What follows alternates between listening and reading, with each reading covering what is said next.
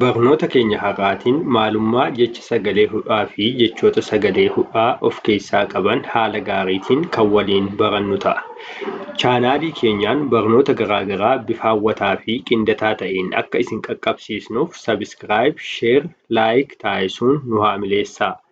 Namoonni karaa onlaayinii barachuu barbaadan lakkoofsa iskiriinii irra jiruun nuuf bilbilaa. Kallattiin gara barnoota keenya har'aatti kan ceenu ta'a. Jecha sagalee ho'aa.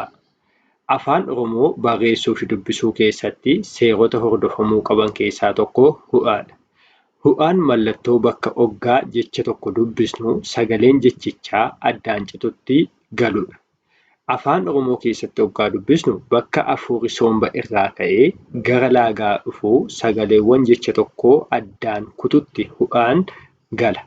Mallattoon ho'aa ishee qalama diimaatiin asitti barreeffamtee jirtu kana irra keessaani kan isheen galtu jechuudha. Ho'aa jechuun mallattittii kanaa ishee kana yaadadhaanii.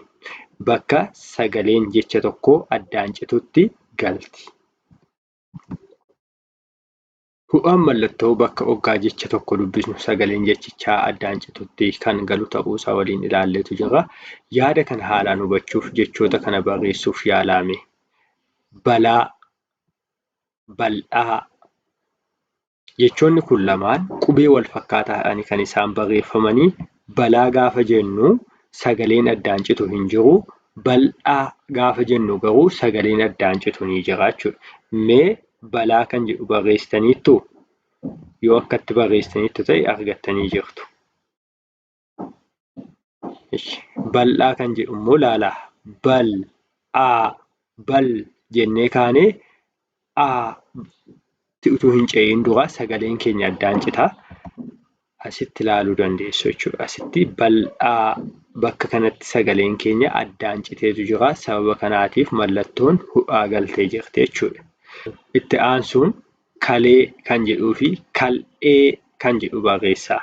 Kalee kan jedhu keessatti sagaleen addaan cite hin jiru. Kal'ee kan jedhu keessatti garuu sagaleen addaan bakka inni itti citu hin jira jechuudha. Isaan kana kalee kan jedhu akkatti barreessaniitu yoo ta'e argattaniitu jirtu jechuudha. Kal'ee gaafa jennu garuu kal jennee kaane kal'ee jennee ce'uuf gaafannu sagaleen keenya addaan ni cita jechuudha. Kal kan jedhuu fi kan jettu gidduutti jechuudha. Kanaafi bakka kanarratti ho'aa galchuun dirqama nu gaafata jechuudha. Asitti argaa jirtu kal'ee.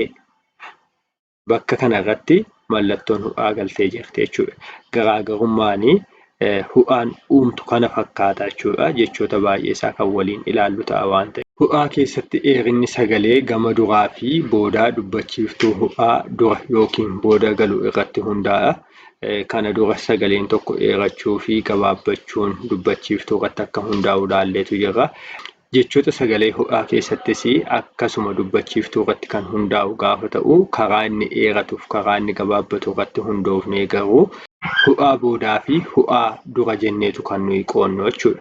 Asitti gabaabaa leexaa gaafa jennu ho'aa duras ho'aa boodas dubbachiiftuun jiran tokko tokko qofaadha jechuudha. Gama duraan dheeraa gaafa jennu immoo dubbachiiftuun gama duraatiin jiru lama ta'ee gama boodaatiin immoo tokko tokko ta'eetu argama jechuudha.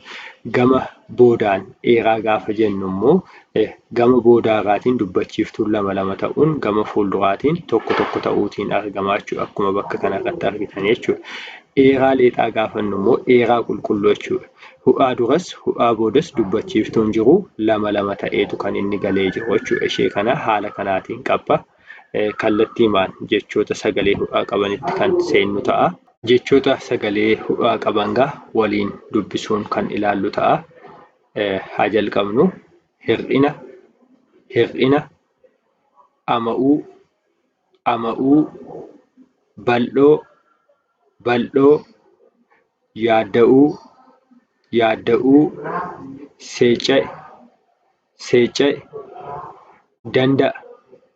danda'a, hir'isuu,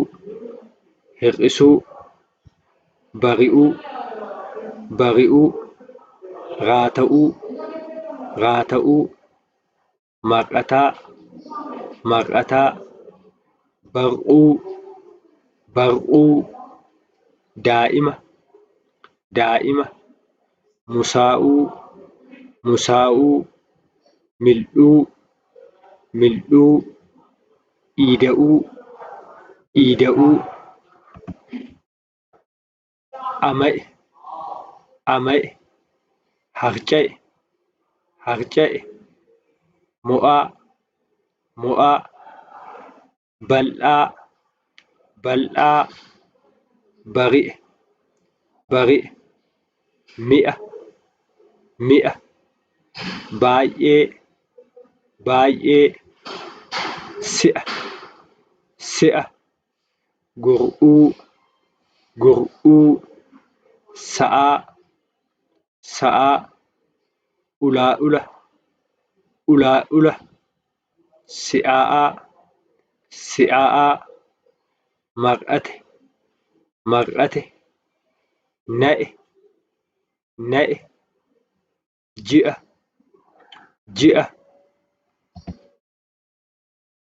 qal'oo, qal'oo, qe'ee, qe'ee, ga'e, ga'e, faca'e, faca'e, re'ee, re'ee, sa'aatii, sa'aatii, a'e, a'e, boora'e, boora'e, mari'ate, mari'ate, beela'e, beela'e, ari'e, ari'e, sakatta'e, sakatta'e, moofa'uu, moofa'uu, ho'ise, ho'ise, madaa'e, madaa'e, boo'e, boo'e,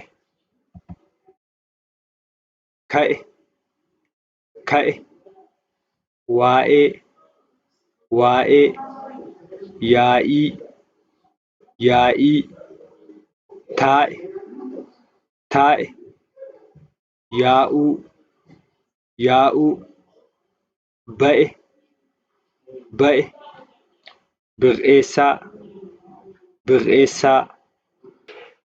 Barnoonni keenya har'aa jecha sagalee ho'aa kan armaan olii ture. Jechoota kana beekuun afaan Oromoo haalaan dubbisuuf barreessuu keessatti shoora olaanaa waan qabaniif irra deddeebi'uun shaakala. Torban mata duree haaraatiin hanga walitti deebinutti nagaan nuuf tura.